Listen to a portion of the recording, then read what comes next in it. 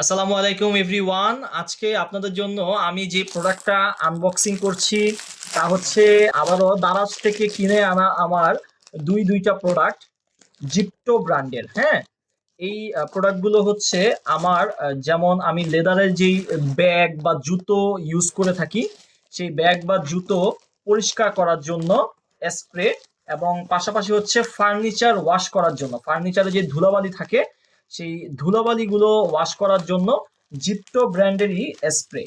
এই স্প্রেগুলো দিয়ে আমরা কিন্তু ফার্নিচারের ধুলাবালি পরিষ্কার করতে পারি, এবং পাশাপাশি আমার কিন্তু জুতোর যেই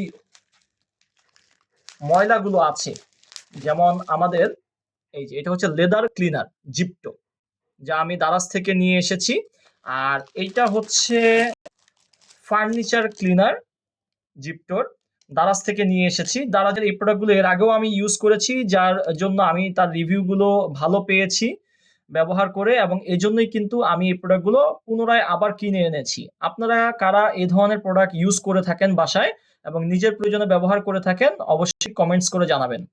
তো আল্লাহ হাফেজ।